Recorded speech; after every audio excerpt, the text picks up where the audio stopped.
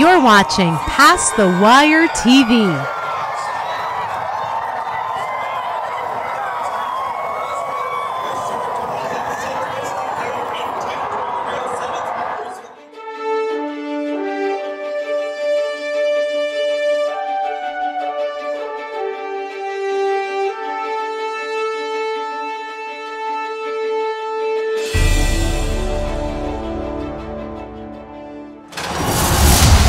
In the 2023 First Crop Sires Race, Maximum Mischief makes the lead with the most 2-year-old maiden special winners by any sire. On the backstretch, Matoli and Omaha Beach close the gap with stakes performers from coast to coast. Vino Rosso finds his best and leads on the turn with 4 Grade 1 colts on dirt. But it's Matoli with his 3rd TDN Rising Star, your champion freshman, leading an impressive Spendthrift Superfecta. Buongiorno, Katie. Welcome to Past the Wire TV, and thank you so much for coming on. Thank you for having me. I'm super excited to be here. You know, I got to tell you, the other day, I don't think I've missed watching a race live in Saratoga in about 50 years. Okay. I missed one the other day. Just happened to be doing something with my dogs, and obviously I intended to watch it on replay anyway. But social media, everybody's blowing up. Did you see that ride by Katie Davis? Did you see that ride by Katie? And I'm like, what happened? So what happened? yeah, I'm like, so I rewind it and I watch it, and wow, congratulations. That was what I would call an extremely gutsy, aggressive ride on Within View. I think the horse's name was for Rachel Sells. Yes. Congratulations. I mean, that was a big time ride at none other than Saratoga. Thank you very much. Yeah, that was very exciting. Kind of one of my favorite rides. I'm very I love coming off the pace. I love sitting in the pocket. I like the lead, all of the above. But those rides are very exciting because one, I knew my horse because I've ridden him at Aqueduct on the grass and finished second. And two, I've breezed him plenty of times for Ray Handel when he had him. Right. So it really worked out. And when I finished second the last time, I asked the owner, I got off the horse, I go, you want to win a race in Saratoga? And he's like, yeah. And I'm like, okay, well, just leave him in that spot. I guarantee you I will win on this horse. And luckily, I actually got to pick up the mount last time and sat the pocket and kind of just, you know what, I had a lot of faith in my horse and myself, and I'm like, let me just follow Joelle. And, Manny kind of opened it right up. I hit him twice, to get him into that pocket. And then once it opened up, I reared him out, and I didn't have to hit him. He just went right through. And I was like, wow, okay, see you guys.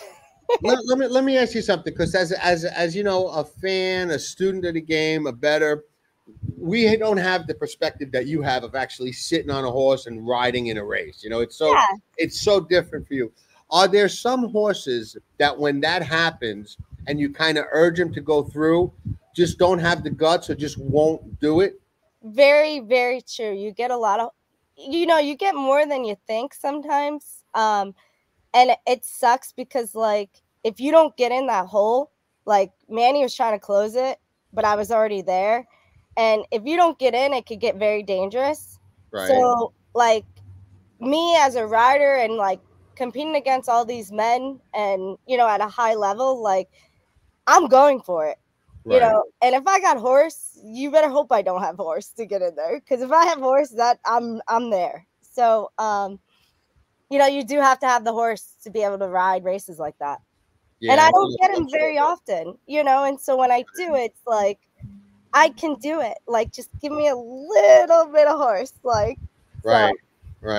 Let me ask you something, because you kind of brought it up and opened the door. Do you find, and of course, being a guy, it's impossible for me to understand or know or be in your place. But is it hard for a lady or a female to compete? Is there any kind of bias or prejudice with a lot of the trainers where they, feel like they can't trust you or any girl or lady? It is still biased, but a lot of the women made way for us. Right. But You know, it's not so much I think trainers believing in me. I think it's more owners having the trust in me. So, you know, I feel like if I had a little more opportunity with horses, I would get that trust a little more. It's just hard because you can't do magic with horses that just don't fit in that race, you know, so it doesn't make you look like a good rider at those times. So, you know, I've just learned being a woman in this industry that, like, you can't take anything to heart. Like, you can't control what other people, you know, they put other people on horses. You rode a race perfect. I mean, for any man too in the industry, like, because once you start taking things to heart, you start overriding, you start overthinking, you start like, it's just a spiral down. You know, at times, like I don't look at the overnight because I don't want to know I got taken off a horse for kind of no reason, you know. So it is a hard dynamic as a woman, but like I think I'm beyond that point where it's like, oh, I can't ride her because she's a woman. How much did growing up in a racing family with your dad being a superstar rider, your brother having, you know, phenomenal success, your other sister's a rider, your husband is a rider, how much does that help you in the day-to-day coping with those kind of issues, you know, with breezing a horse and then not getting the call, you know, and that kind of stuff? Because I know that would, I don't think I can handle that. I'll be honest with you. I'd be alienating every barn on the backside because, you know, I'd be going by with coffee and donuts and throwing them at the trainer's office, you know? Yeah. It's funny because I was just talking to Dylan on the phone this morning. Like, I breezed this horse twice since I've been up here. I've won once on him. I finished second on him. And, you know, he's entered. He's entered with, I think, Flavian Pratt. So, you know, it hurts. It does because, you know, I just rode a race like that. And it's like, I'm capable. I can do it. But, you know, other people have other thoughts. And that's okay because I don't want to say he's more established rider because he is.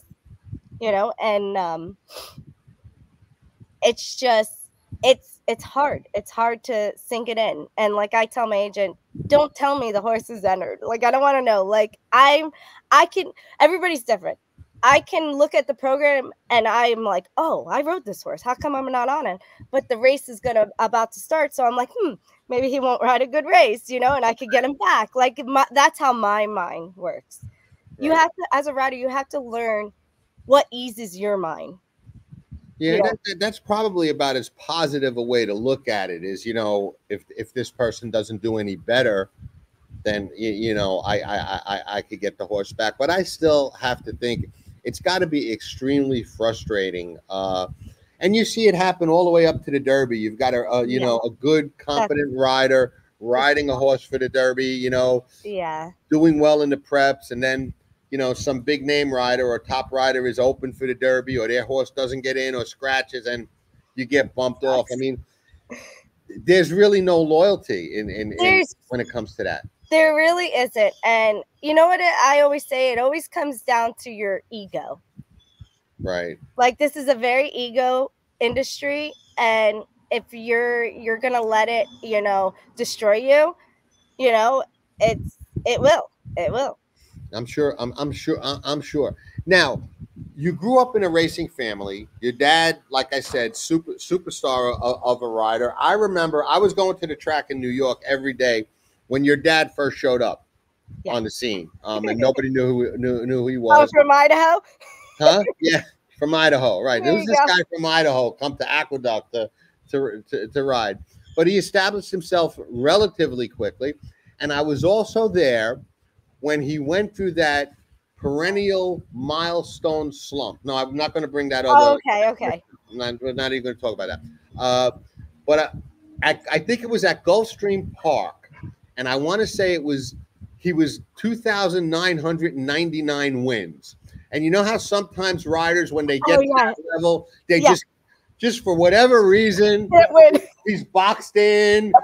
You know, some horse goes wide, and it was like maybe a week or 10 days, and like, he just can't get that 3,000, you know. And I remember, I want to say it was at Gulfstream, but I was there the day he finally did it, and I was, you know, obviously very happy for him because it was well deserved. Yes, I remember that day, and I was so young, but it was Gulfstream, right? It was Gulfstream. Yes, it was. We have a picture because somebody made him a jock strap, and it said 3,000 wins. It was so funny. He was like wearing it over his pants at the house. He was so excited. Right. I mean, it was funny because he was like winning every day, and then he got to 2,999. Can't get a win for like a week or two. You know, and I could say it's the pressure, you know, and like you just want to get there, and like sometimes if you learn to just let go and like let the horses, and he reminds me because he's been there, he's done it, he's like incredible. I'm coming up to my 300 win, so it's like he's like, Katie, just let it go, let it flow, like don't force anything, because in horse racing, once you start forcing, that happens. I was going to bring it up. I was going to bring it up because you're at 299. Yeah, I know. Right. So you're about to hit that 300 milestone. Woo! It's so exciting. And you know, I would love to see you do it at Saratoga. Yeah. Because any race you win at Saratoga is just historic. Whether it's a, you know, maiden 20 or a grade 1. So to get that 300 milestone, I'm sure somebody will get you a nice plaque, winner's picture, everything. Yeah. You know. I hope so, because I got a mount for a grade 3 in Monmouth. Okay. So on Saturday, so I'm like a little nervous. Maybe I'll win it there. But listen, a grade 3 is okay. Exactly. Yeah, you so know, I mean, I've never wanted a graded stake. So how cool would that be if I won my 300 with a graded stakes? Like, I would have to say that would be even better. Yeah, I would have to say, given the choice. Yeah, I don't care about Saratoga right now. Yeah, I would take the grade 3 at Monmouth. When growing up, Katie, when did you first decide? Obviously, your dad's a rider, you know, Dylan, Jack. When did you first decide, you know what, I want to try and be a jockey? To be honest, I was the first one out of everybody. I was very young. I was the first one to say I want to be a jockey. Right. And we moved up here in 2001 or 2 after my father retired. And I had a neighbor that had a lot of horses, and we went to school together. She was a year older, so we connected like this. We were like best friends. I was always over there cleaning stalls, doing this, you know, and I like gravitated to it really quickly. But I started showing horses, and I started going to 4-H and like kind of jumping, and I had an 18-year-old ex-thoroughbred. And she hated, she was like, not wild, but she would like rear up and start bucking and like, and I was just like trying to show her in an arena. She wouldn't go in. She wouldn't go next to other horses. And my dad went that one day, and he's just laughing at me. And he's like, get at her, Katie. Like, you know, the little crop from showing and stuff. Get at her, Katie. And she's jumping through the air. And I'm like, Dad, and he started laughing. He's shaking his head. He goes, oh God, like I know what's gonna come next. I'm like, Dad, I don't want to do this anymore. I just want to go fast. And he's like, oh no, Katie. And it's funny though, because he always said, because I was always in the horses when I came up here, is like, Katie, I knew you from day one you were gonna be the one wanting to do it. Yeah, and but I grew up, the whole family wound up doing it. Yeah, so but I was born between 3 boys. Right. So Robbie Jr., Eddie, then me and Dylan. So I was always like roller hockey, pushing them down, football, this, like wanted to do wrestling, and like I was always like punching in the shoulder, come on, let's go. And so when my sister wanted to do it, she was more into like the mall and like, you know, no sports. And my dad was like, wait, what? And it was awesome though, because watching her do it and growing up, because she's like 5 years older than me. Right. It was nice, and to see like the struggles, and like, so I kind of knew what I was going into as a woman too. Right. And like I had that feedback from her, because she was already 5, maybe 6 years already in the industry. Because Dylan came up next after Jackie, because I bolted. I partied Okay. hard and kind of like enjoyed my life. And then and then once Dylan started riding, I came back and I went to the Robbie Davis school. Everybody else went to Chris McCarron's school. Then I Right. went to the Robbie Davis school, and I ate, lived for free, and like, you know, and I learned hard. I learned the hard way on the racetrack. Like the outrider at one point was like, Robbie, are you sure with this one? And my dad would start laughing. Right. I got run off so many times. So bad. You know, I don't think there's really any other way to learn, though. You know, I mean, It's not. you know, there's just really one way to become a rider, and that's by getting out there and doing it. Just doing it. Yes. You know. And you got to want to do it. So that's where it comes down to. And my dad always said, you know, Kate, like, you'll know if you really want to do it or not is when you hit the ground going 40 miles an hour. Like, Right. And it's not easy. It's not easy, but he made us adrenaline junkies, so it's his fault. Right. Yeah. Well, my dad turned me into a bettor, so when I lose, I say it's your, you know, It's your fault. It's your fault. Don't blame me. You got me into this. You know, he was a mutual clerk, so Okay. when I dropped out of school, he says, "You're not hanging out in the schoolyard. You're coming to work with me." Oh, wow. Well, Yeah. look what happened. You created a monster. So Yeah, that's what I told him. you know. He's like, but you're good at it, Kate. And I'm like, well, thanks. Yeah, no, you really are, and you know, I wouldn't say this if I didn't believe it. And I am somewhat of a student of a game, and I can be very critical, not in a nasty way. I never ever bash a rider, okay? Yeah. Even when I think they gave a bad ride, because Thanks. you know, if you're not doing it and you don't know, you know what I mean? I like to drive fast cars, ride a motorcycle. If I'm on a Me motorcycle, too. I know what I'm doing. And when somebody who doesn't ride says something, I'm like, you don't know what you're talking about. You know what I mean? Yeah. But, you know, we all watch sports and we can critique, you know. But some people kind of critique from just an ignorant place, you know. Yeah. I don't. I can be very critical and very complimentary, and I think I'm a good judge of riders. And you have a look that reminds me of another very, very good female rider. And I'm curious if anybody's ever told you this, but you've got a seat and hands that are extremely similar to Julie Crone. Thank you. Yeah. Extremely similar. I mean, if I really went to work and saw some old clips of her and clipped them and saw some clips of you, just I'm curious. Yeah. I think that a lot of people today would have that watch the ride would have a hard time telling the two of you apart, because you've got a very similar seat. And, you know, one of the things that people said about her, now, obviously, she worked herself into a position where she was riding a lot of Cadillacs where you're not. Yeah. So it was easy for her to show that where you have a limited amount of opportunities to show it.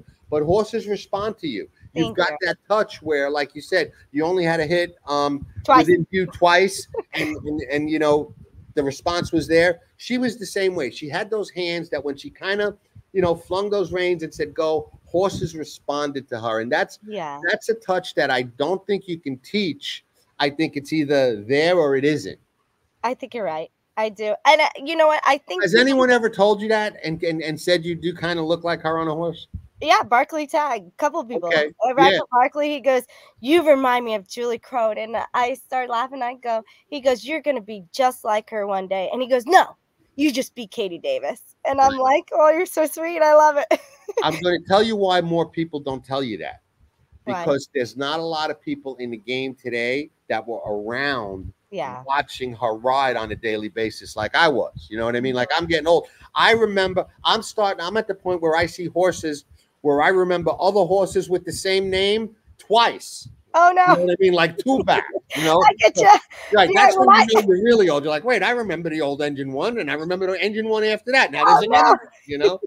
That's awesome. I guess if you don't win a graded stake, they could just use the name again after a certain amount of. So I remember like two back or some of them. I'm like, oh, man, I'm getting old, because that's not a good thing. But, well, maybe better than the alternative, maybe not. We don't know. But, you know, that's why I think you don't hear that more, because a lot of people that are going to the track every day and watching you ride every day wouldn't know Julie Crone from Robin Smith or Mary Bacon or any other, you know, of the older female riders. So I think if there were more older people watching and that you were in contact with, you'd hear that a lot more. Oh, thanks. Around the Davis household, Oh, what's the banter like? I'm better than you. You're better than me. Why didn't you get out of my way? What's like? Talk me through some of those conversations. we're all very, very competitive, and you know, it's funny because I was on one of my dad's horses the other day, and they kind of dropped her in, and Dylan's, we're in the post parade, and we're going around, and I look at him, I go, listen, I haven't won for Dad yet. I haven't won for him yet. Like, give me a little shot. Like, if we're head dueling, just bounce on his back. Something happens. Whatever. He goes, what? No way. He goes, I'm going to make it 10 times harder on you. And I just started laughing. I go, come on, please. And we started laughing. But we like to kid like that. Right. And it's funny, though, because sometimes, I'm on the rail and they're like, ah, and I'm like, I'm not opening. If I have, no way. And, we do sometimes, like if Dylan or if Jackie rode a horse and then I rode it and won, and Dylan's like, man, she rode a better race than you on this one. She got him to the wire. What happened with you last time, but it's all out of love.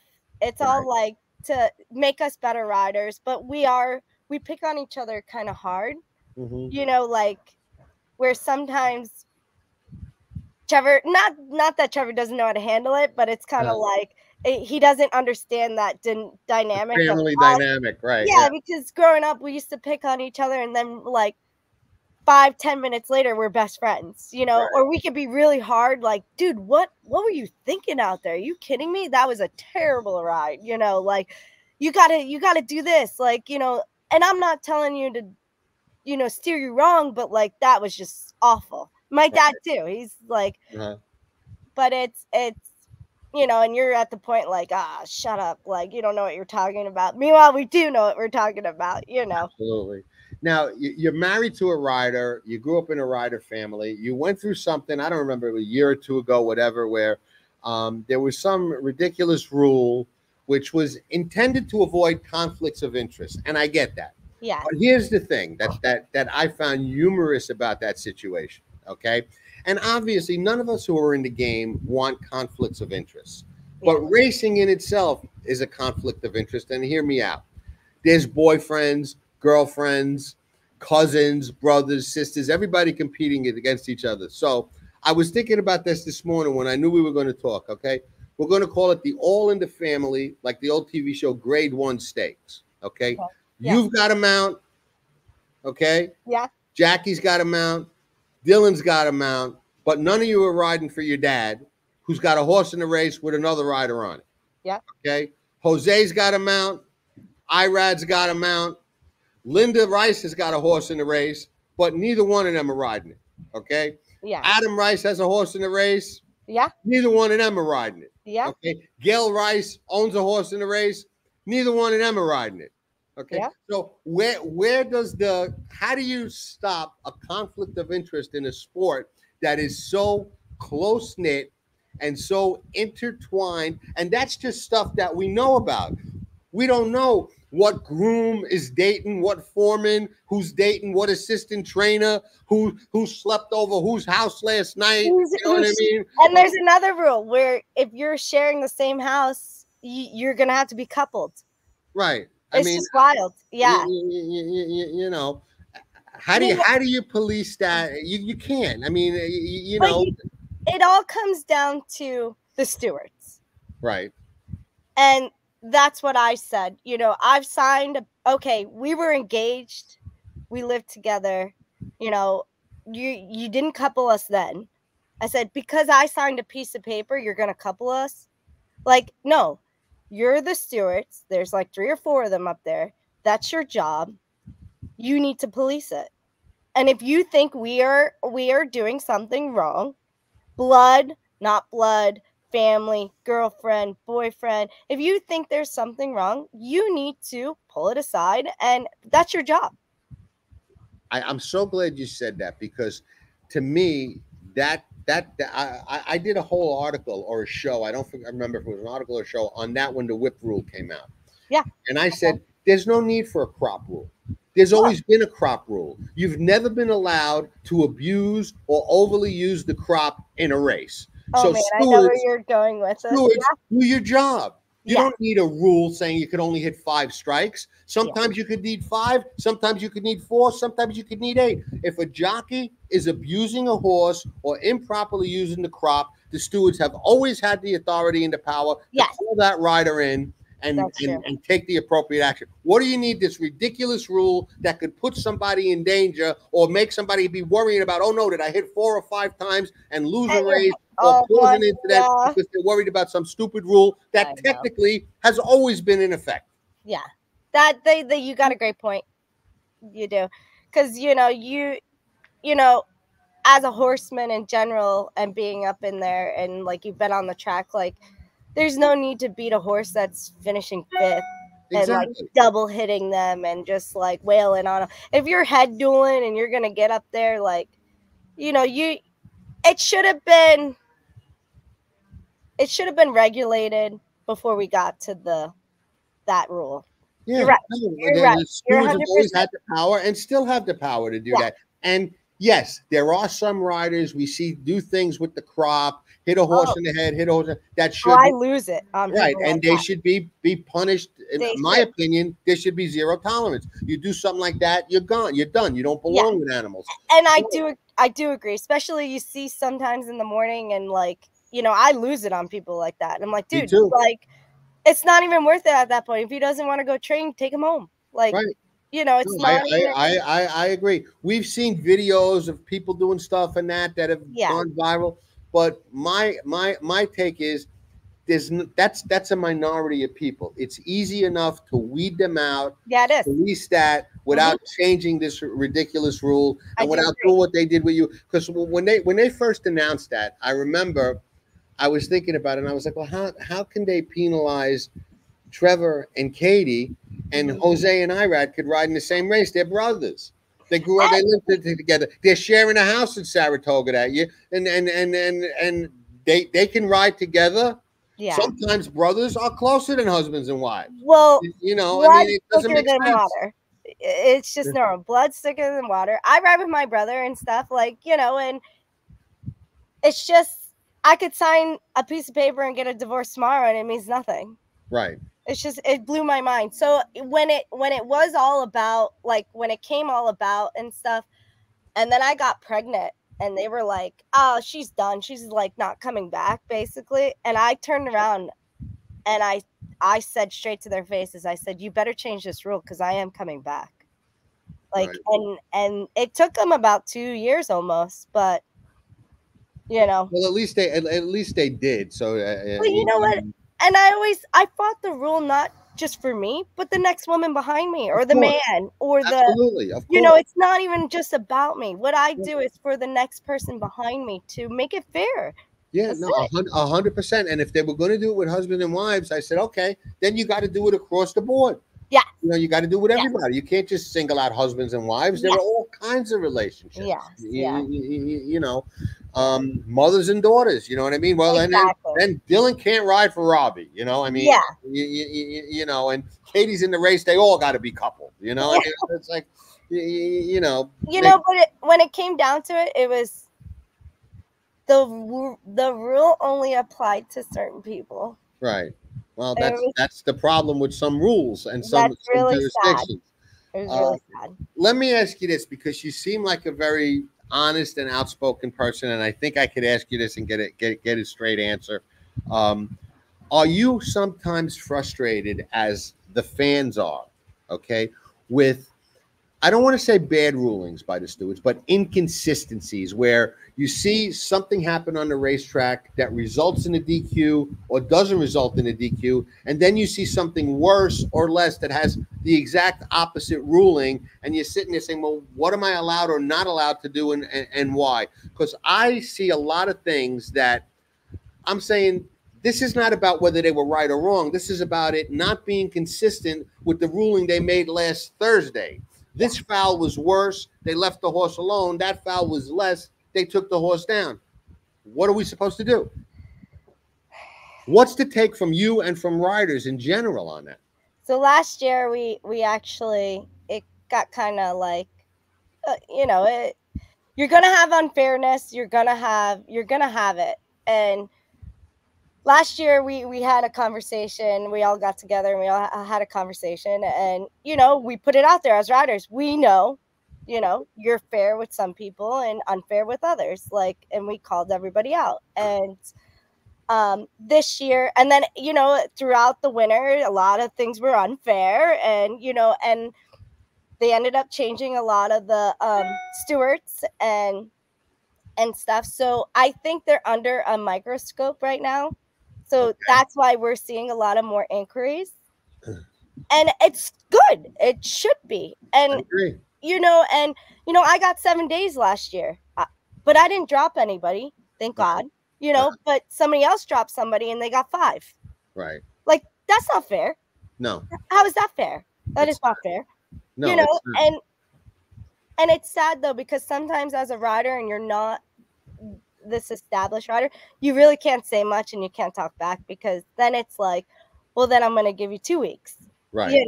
So I think right now it's at a point where they're really watching it. And another point I put out there too as well, which I told a couple of people higher up, even like the camera guys I'm really good friends with too. And I said, we're an A-class track, aren't we? Right? And he's like, yeah, we're an A-class track. I said, okay, so why are there blind spots out there? Exactly right. That just blows my mind. You want to call this fair, and you can't tell me all those riders don't know where the blind spots are. Yeah, everybody knows where the blind spots are. Absolutely, they do. Absolutely. Right. But when you're in NASCAR, you know where you can go and not go. 100%. As a rider, this is an A-class track. You hit that turn. I could tip in right here at this corner and they can't see it because the camera switches. And I'm almost getting dropped. And it's not fair. No, I agree. And I'll tell you, there was a DQ the other day where I think IRAD came in on Pratt and got DQ'd. Okay. And, I just thought, I didn't know what they were going to do, because like we said, it's very inconsistent. But I thought that happened at a very bad part of the track for the stewards to make a good ruling, because it looked like he came in, but you couldn't tell whether Pratt was there or not. That's where it's right there. So I talked to the camera crew guy and he goes, Kitty, we got a drone. I said, so let's start droning. What is the problem? Go around. There's nothing better than having a headshot over us. I agree. You can see, we're an A-class track. We want it fair for the bettors. We want it fair for us. We want it safe for us riders. We want it safe for the horses, for the trainers, for, everybody. So start droning. Put it over our heads. We have a zip line that is loud as hell. You hear that. And it's like, just have a drone. That's it. And it solves everything. Right. So you can actually hear that thing above you? Oh, that thing's so loud. Okay. And I'm like, okay, cool. And then it hits when you're going around the last turn, it hits it and boom. And it's like, but horses don't mind it. So a drone following us, it's not going to be anything. It wouldn't be as loud as that thing. Right. Katie, $299 going on 300. I don't know if you noticed or not, but your mounts have earned, in excess of $10 million in your career so far. I didn't know that. Which is a respectable number by any standards. What are your personal goals in racing, if you have any? Is the one that everybody has, the Derby, the Breeders' Cup? Do you just want to establish yourself as one of the great, female riders? What are your personal goals? So, as a rider, I always looked up to Julie Crone and Rosie Napravnik, and I've always foreseen things and those are goals in life. So I've always knew I would be in New York eventually. And I've always had that goal to be in New York and establish myself, And so as a rider, my goals, I live in the moment. I'm such a moment person that I don't look 10 years or 5 years or 2 years from now. Maybe I'm more of a seasonal rider. Okay, the fall's coming. What can I do to get to the next level during the fall? What can I do this winter? What's going to set me up this winter that I can get a couple barns and like keep me going during the wintertime? Because a lot of my clients go down to Florida. But then it's like, if I go down to Florida, I'm still competing with these big, you know, the big guys, but not so much money. So, you know, my goal personally is I want to win a graded stake, of course.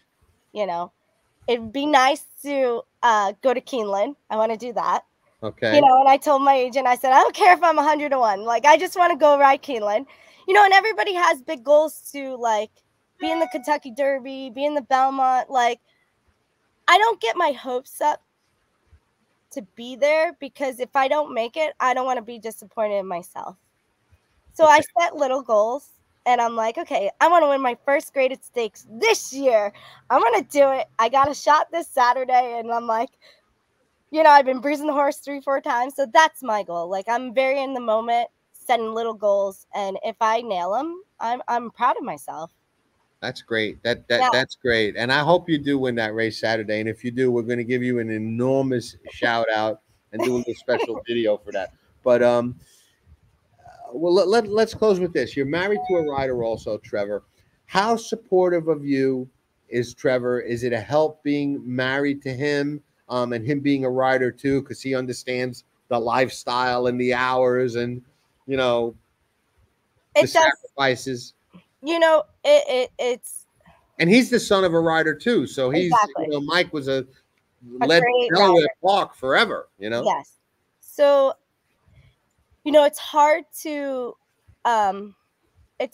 date outside the racetrack in general, because they don't understand our hours, and so being able to, you know, be married, obviously, to a jockey, like, he understands the ups and downs of the industry, and like, he's like my number one supporter. Like, you know, he's very like, come on, Katie, screaming at the TV. Like, you know, as much as he's like, oh, it's so dangerous. Like, are you done riding? And I'm like, he goes, you know, you got nothing to prove. You're a mom. You want a stake. You know, you're doing great. You're competing at the highest level. Like, you've changed rules. You know, I said, oh, you're wasting your time in one barn. Look, you freaking got the mount. You placed in a graded stakes. And like, he's like, you got nothing to prove. And I'm like, I love what I do, you know, and it's, I love the horses. It keeps me sane, you know, and he respects that. So it's like, it's a team effort, you know, and it's not easy. And when one's down, we always try to lift the other one up. And it's not always that easy, because, like you say, in the horse racing industry, everybody has an ego, you know, and sometimes you just got to let the person be, and then they'll come down, and like, you know, it's tough. It's just a tough industry. It's hard to, you know, be married with a jockey too, because we're very competitive. Yeah, we just are like, but we want to see each other do well, and it's like, and then sometimes you're just coming like, down the stretch. If it's you and Trevor, you want to win. And it's funny though, because I used to, like, Dylan too, like, coming down the stretch, you look over, you're like, you see him, oh hell no, you take your stick switch, and you're just like trying to beat him, you know. And some people take it better than others. I'm proud of everybody, you know, every man for themselves kind of out there, but you protect each other. But like, you know, you nail me on the wire, fair and squirrel, cool. But I'm pretty good at my bobs though. Right. You know, you are. You've got it. You've listened. Like, when you know, and my agent said it too. He goes, dude, you're coming down the stretch and you're head bobbing with somebody. You're just so, like, you nail most of your bobs. And I turn around and I said, because I learned to stay calm, let the horse do the running. And maybe I won't be so aggressive like a man, but I don't want to throw my horse off stride at that point. It's him. He's running or her. They're running as fast as they can at this point, and it's all about how calm and collect, because I used to nail all these, and they're screaming, and I look over, I'm like, this kid's an idiot. Like, and I'll hit one more time, and then how I like to do when we get up close, a couple jumps, you'll probably notice now that I say it. I lean up on their withers. I get up, I push my butt up, and I get off their back, and I kind of get up on their neck and just like put their head down. I've already noticed that. I just didn't know if it was something you did on purpose. I just thought it was just coming to the wire, kind of like adrenaline. But I have noticed that. So one thing that I take away from what you just said is when a rider is coming to the wire and you know it's going to come down to a bob or like a perfect time kind of thing, like timing, get up or just miss. So that you're aware of that, and you actually just don't let it fall where it may. You actually try and time that bob where you have a better chance of getting it than the guy next to you. Yep. That's great. That's interesting. In all the years of watching races, I never really thought about it. I thought the bob just kind of fell the way it fell. Well, me as a rider, I don't know about them, but like me as a rider, like I'm so connected, trying to connect with the horse on an energy level. Because they can't speak to you, but it's kind of like a dog. Like, you know, if a dog does, you know, I always relate to dogs with horses because they're like, listen, I have 11 dogs. Oh, every one of them has a personality. Exactly. I talk to every one of them. They know me. I know them. It's the same thing.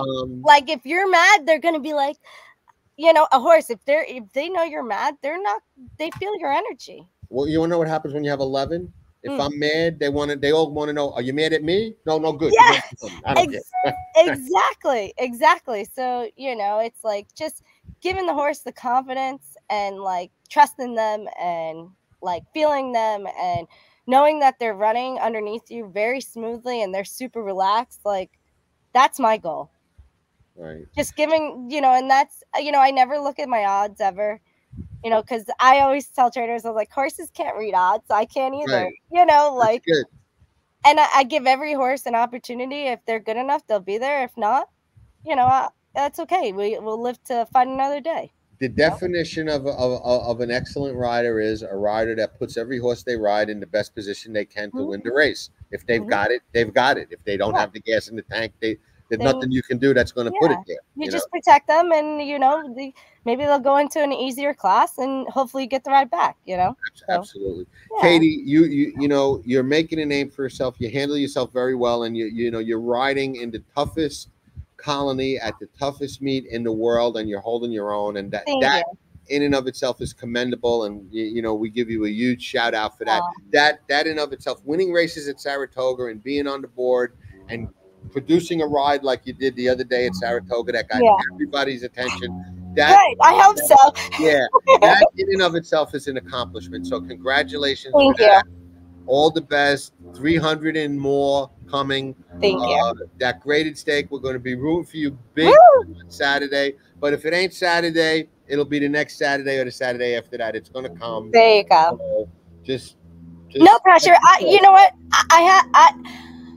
My dad goes, I don't understand. You just like you could be going through stuff in life and like you just turn it off. Like who are you riding on Saturday? Instant Coffee. Okay. For Todd Summers and Al Gold. Okay, I know the horse. Yeah. So I've been breezing him. He's been doing really well, and like we just have that connection too. So I was actually Trevor was supposed to ride him, and he couldn't go down there. So and I won my first race for Al here. Okay. And so I come off the pace and I nailed him. And it was funny though, because when Al asked me if I wanted to go, I'm like, yeah, of course, you crazy. And I'm taking off like 3 horses here just to go, which is, you know, it's a graded stake. I have to. And he goes, but are you scared of like Jose or Irad? I looked at him. I'm like, I ride with these guys every day. No, why would I? And you know what? My memo is like, I tell the guys too. I said, dude, I got a horse too. It's not like we're fist fighting. Exactly. You're on a horseback, right? I got a horse too. Like if I got horse, you're gonna get buried, and I'm not letting you out either. Like it's just I don't have those opportunities yet. Right. Keyword. Exactly. Keyword. Wait until I get them. Yeah. Katie, thank you so much for your time. I truly enjoyed speaking with you. I think you know you're the one should be wearing the sunglasses because the future for you is very bright. So Thank you. I appreciate it. Well, all the best, and thank you so much for coming on our show. We really appreciate you. I'm sure everybody's going to love you. I'll end the recording. We'll say goodbye quick off camera. Okay. I want to ask something else, and then we'll be good to go. Awesome. Thank you. Yeah, thanks. Legend himself, Frankie Dettori. Ciao, Frankie. Tutto a posto. Tutto a posto. Yes, that's a good start. So you haven't lost your Italian. Frankie Dettori, legend, world-class jockey, one of the best ever to sit in the saddle, ambassador to the sport of kings. Meet Frankie during his fanfare like never before, only on Past the Wire TV.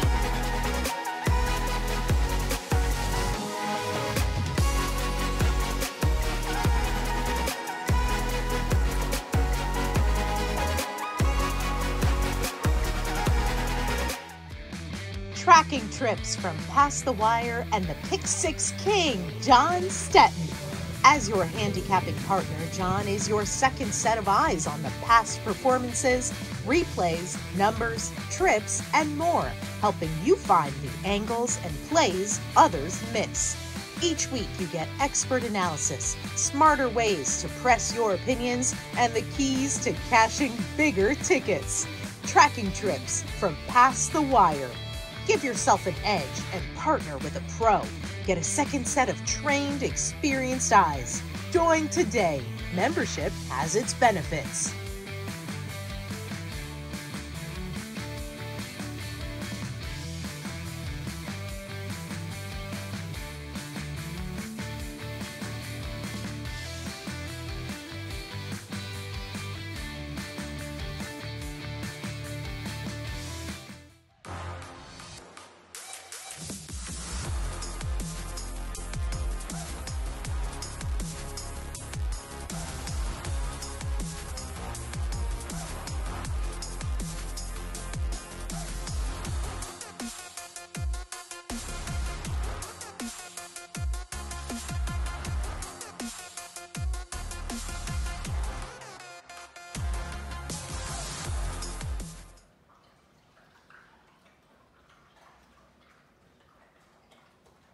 Nobody does it better.